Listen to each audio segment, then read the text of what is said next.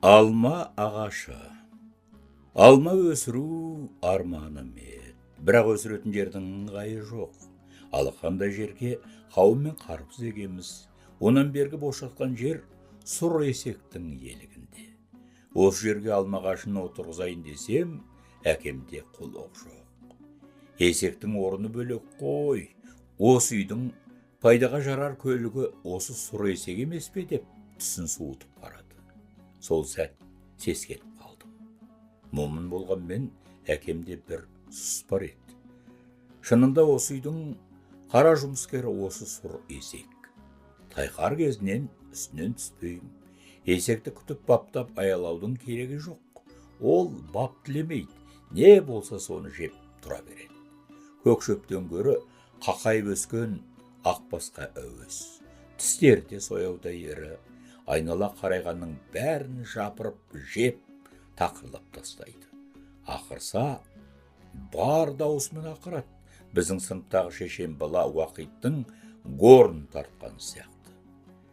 Уақыт талғамай кез келген жерді басына көтереді. Бірақ күштегені күшті. 4 дөңгелек арбаны күшеніп тұрып тартып кете береді.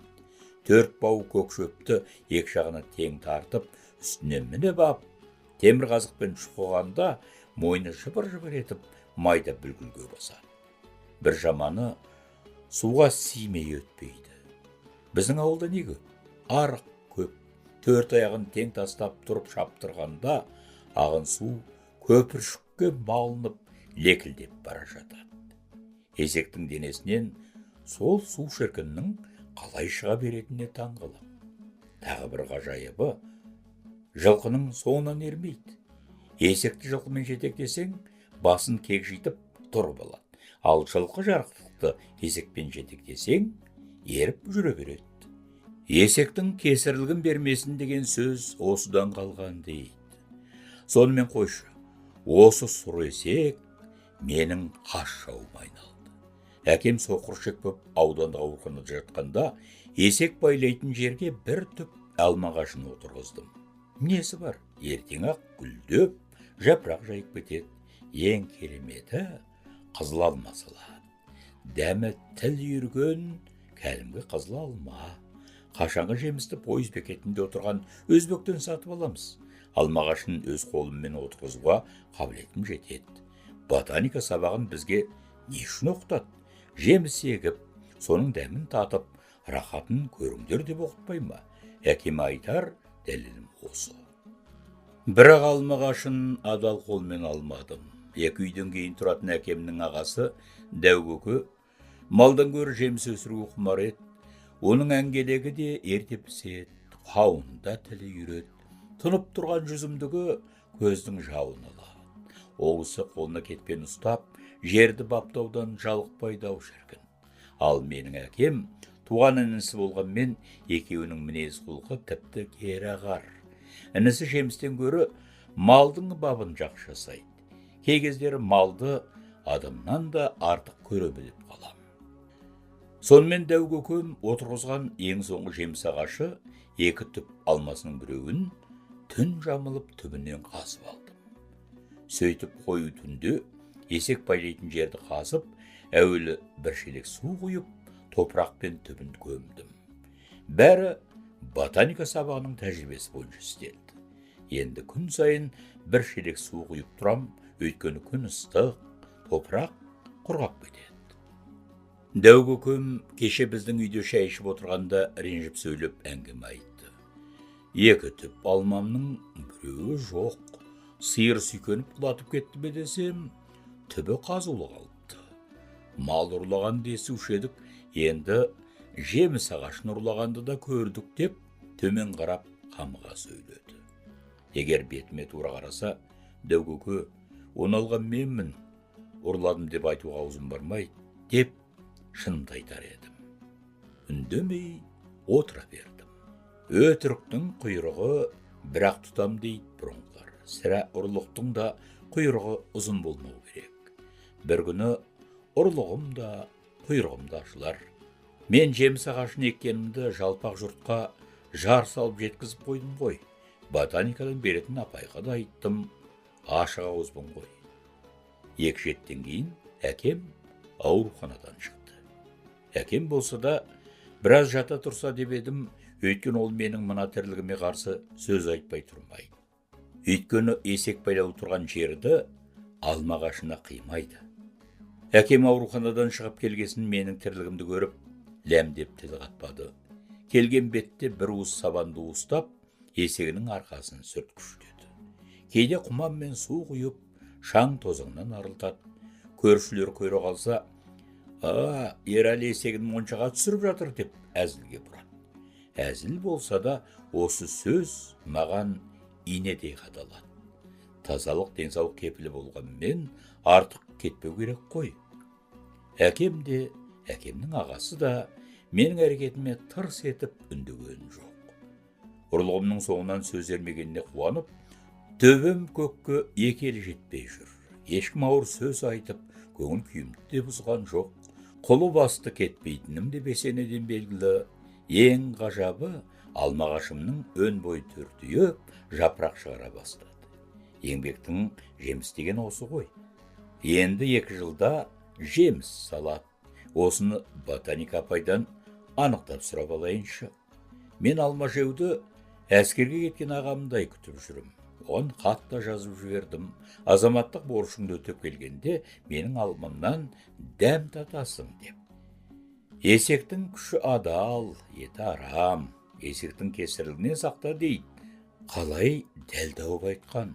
Біздің қазақ тілге бай, әрі мақал мәтелсі сөйлемейтін халық қой.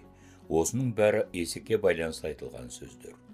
Қадыр ақын бір өлеңінде мұндай ауыр жұмысқа ердің өзі шақ шыдар, сендей көп жүк тасыған хайуанат та жоқ шығар деп есектің образын қалай дәл ашқан. Мен де көп өтпей осы хайуанның кесірлігін көрдім. Сабақтан келсем, сұлу денесінен жасыл жапырақ бүр жарып шыға бастаған алма ағашым бір жағына қарай майысып тұр. Есектен келген пәлекенін біле қойдым. Өйткені әкем хайуанның бас жібін алып бос жіберіпті. Алма ағашының маңы ұйысқан ақбас пен мия, соған ауыз сап болып, жеміс ағашына тиіскен түрі ғой. Неге байлап қоймайсыз дедім, тісімді қайрап. Есекте де асқазан бар емес пе? Алма ағашы. Ай балам, сен мені жеміс жегізбей асырамай-ақ қой. Бәрі де бітті. Менің еңбегіме деген көзқарасы осындай екен. Тәтті алма жесе несі бар? Балам еккен алманың дәмі аузымнан кетпейді деп мақтанып айтып жүрмей ме? Осындай оймен күндер бойына жүнім жығылып жүрді. Адамзат бәрін сезет, адамның сезу қабілеті жан жануардан 1000 есе артық. Адам осында ерекше қасиетімен адам ғой. 4 сабақ бойына тықыршып, асығып отырдым. Аузым құрғап, шөлдей берем. Жүрегім де қатты соғып, дүрсілдеп кетті. Сабақ бітер бітпестен үйге қарай құстай ұштым. Мен өзі туа бітті сезімталмын. Тосын жағдай боларын біліп тұрам. Түнде түсімде адам түсінбейтін айқыш-ұйқыш сызықтарды көрдім. Сол сызықтардың арасынан қашып шыққан сияқтымын.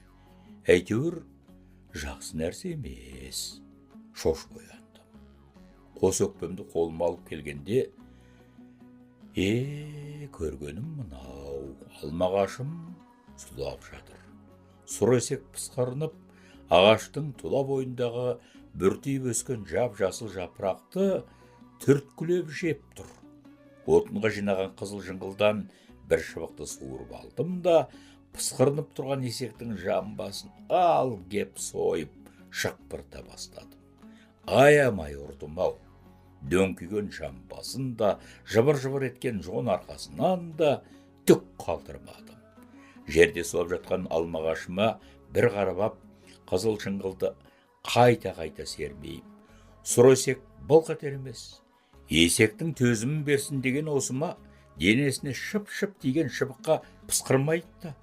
Ұйысып өскен ақбасқа сояудай тісін қаш-қаш салып опырып барады. «Ей!» деген шешемнің дауысы шықты. «Өлтіретін болдың ғой?» Өлмейді. Жаны алмағашымнан артық емес. Қолымды тағы бір сермей бергенде, әкем артымнан кеп шабығымды жұлып ап, өзімді жон арқадан тартып кеп жіберді. Есектен артықпын деп жүрсің бе? Дәу көкемнің үйіне қарай тұра жүгірдім. Жылаған жоқпын, 13 жасар бала да жылай ма? Мен де отау есімін, дәу көкемнің есік алдындағы жалғыз түп алмағашы бір ашып, өн бойы жасыл түске ене бастапты. Соны көріп, көңілім орнына түсті.